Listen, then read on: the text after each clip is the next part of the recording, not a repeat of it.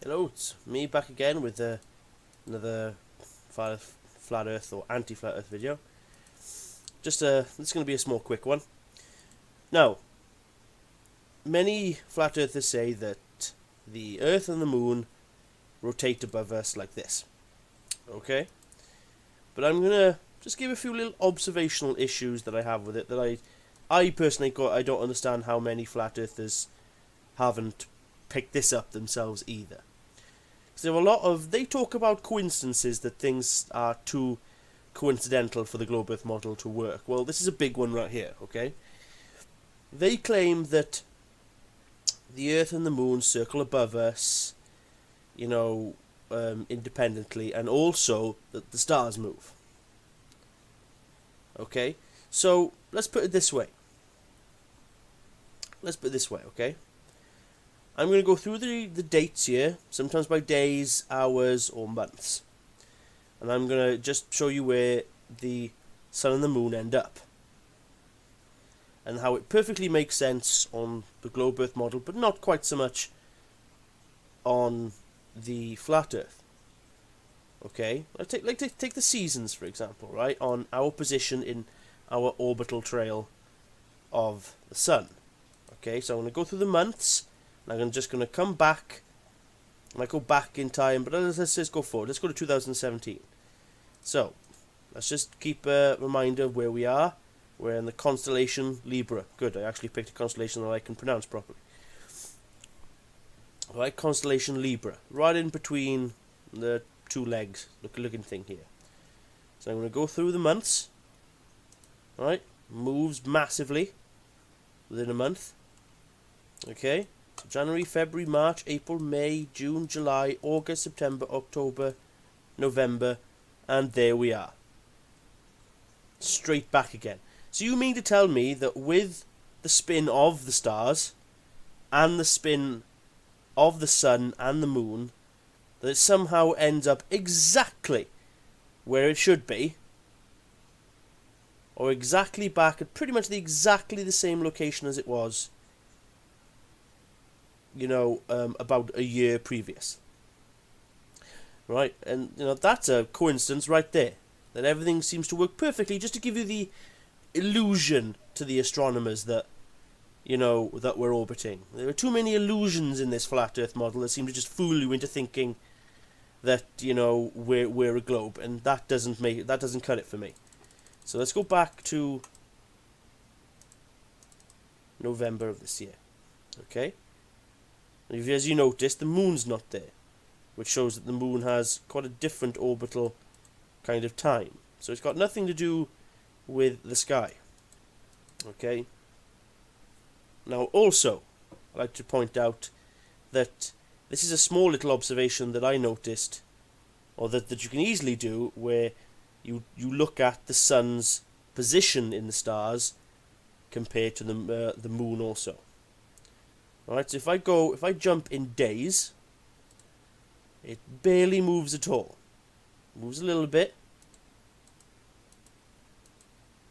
But that's mainly because as we orbit, we do move a fair bit. Because of our distance, a small, tiny distance in orbit can massively change our viewing angle of the sun. And as you can clearly tell, in days, let's have a look how much it moves in a month. Okay, there it was, there it is now, in a month. And that makes perfect sense. Absolute perfect sense. Okay, put it back. Let's just see how much it moves, going through the days. So, look at it, see? Here comes the moon. Goes past it, moon phases make perfect sense. Oh look, where we are here in America, you can see the moon and the sun in the sky at the same time, which many flat earthers still claim is impossible. But, never mind. Let's go back here, keep on going through the days.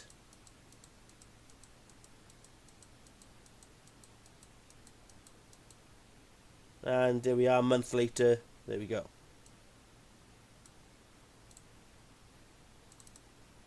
No, if you want me to do it through hours. Right, sorry, that's minutes. Let's go through hours. So let's simply go. So you mean to tell me that the spinning angle, the spinning time of the sky and of the sun seemingly match perfectly? That's a huge coincidence. So let's go through the hours, right? So I might have to go and find the sun again, obviously, because it will go out of view. So let's just jump forward 1, 2, 3, 4, 5, 6, 7, 8, 9, 13, 14, 15, 16, 17, 18. Right, okay, let's go and find the sun again. See, different angle this time because you have a different position on the earth because I moved from where I was. Viewing angle, and there we are. Still pretty much exactly where it was. Okay, let's go back to the time in which I had it on before. Which, was it there? I think so.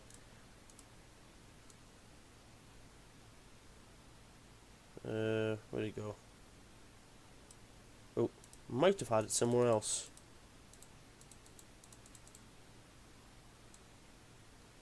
Was it there earlier? Yeah, there we go. See? So it barely moves at all. So you mean to tell me that the rotation of the dome, as people like to call it, and the sun match up perfectly, but then start drifting off after a while? Okay? Now let's do some observations of the moon on how this kind of moves in conjunction to the sky. Now, in a day, this moves hugely. Okay, let's remember where it is. This is near Leo. Jump forward a day. Look how much it's moved within a day. You know, and people say that it's just got a slow, same sort of orbital speed than the sun. Okay, that, you know, the moon takes about a month to orbit the Earth, and we take about a year to orbit the sun. But this doesn't add up. Okay, really doesn't add up. But on the globe Earth model, it makes, again, absolute perfect sense. Because it's a month, it takes a lot longer. So let's jump forward a month. Right? So here's the Earth. I mean, there's the sun. Jump forward a month, December. So that the sun has moved from there to there in a month.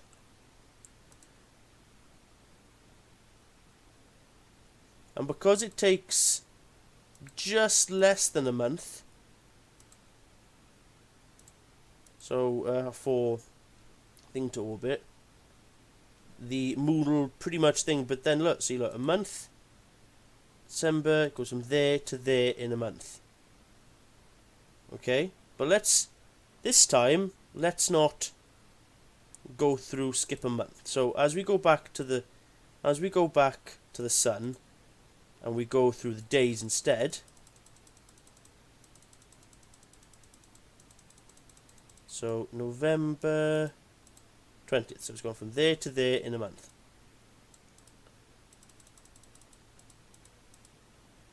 Okay. Now this is what the moon would do as the days go on. Completely misses it and comes back round. It shows that that's a pretty damn brisk orbit compared to that. So it shows that the moon orbits us, not the other way around.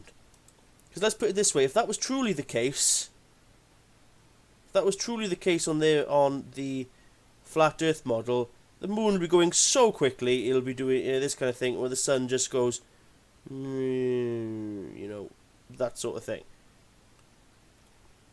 And also, it's the position of the stars, sorry, excuse me, that I don't understand in terms of the flat Earth model, okay? Now, during the, this is during the day, during the day you probably won't be able to see the constellations, due to obvious reasons, okay? So let's just go down here, okay? We see, let's go back a month to go back to Libra, right? We see it here, okay?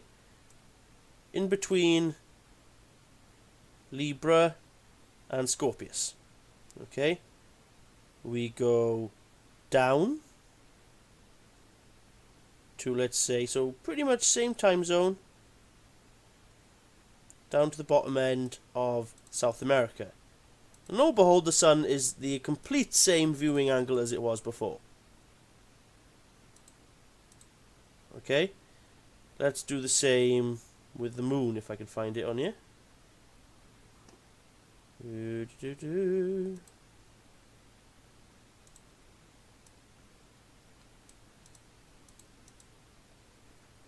Let's see, there's the moon, which obviously shows the equator thing again. On the other end of the globe. See, look, going down south, down south, down south. Can't see it. But you can't seemingly explain this stuff to flat earthers at all. Right? Okay. But look, as you travel even this way, so as you travel from over here across the United States, and even up and down, the moon stays in its specific place. Okay, so that's just below the constellation Leo. And this is, just over here. So, let's go over to the UK. Then go down in time zone, perhaps. Let's try and find it again. Unfortunately, it's the wrong time of year.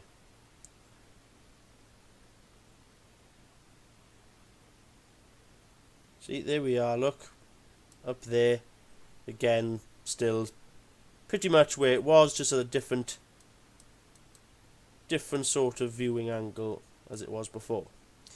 Now, the problem is on the flat Earth model, if this is what it truly was,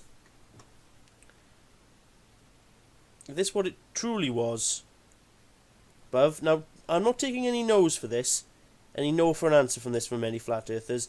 Everybody from Jeranism to Russian vids to Eric Dubay, Max Arden, whatever, they all use this sodding flat Earth map as their base model.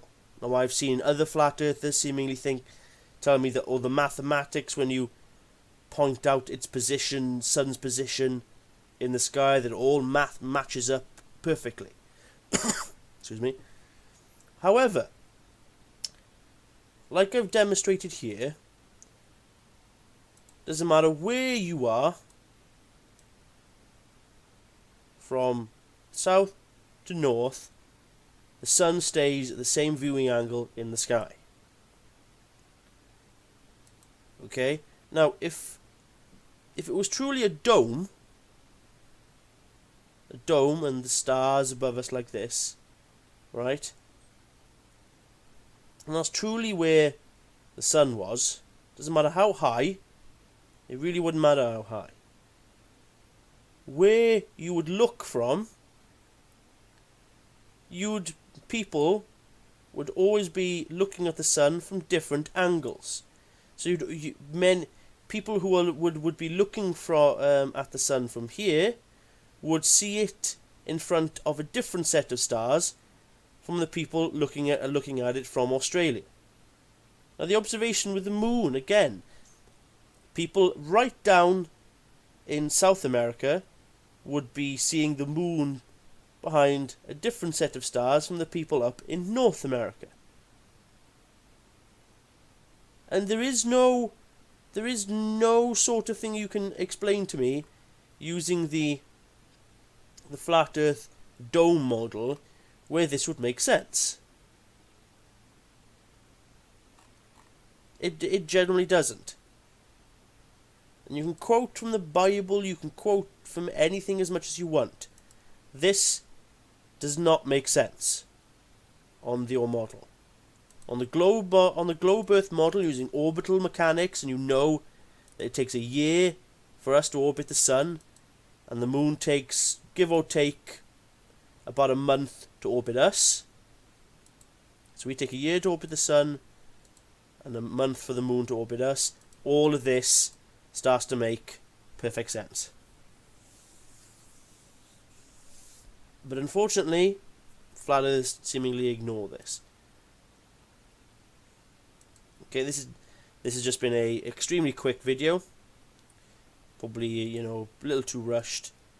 But as you can clearly see, the observations match out perfectly reasonable, or as they should, on the globe Earth model. So another coincidence for the flat earthers to check off their list.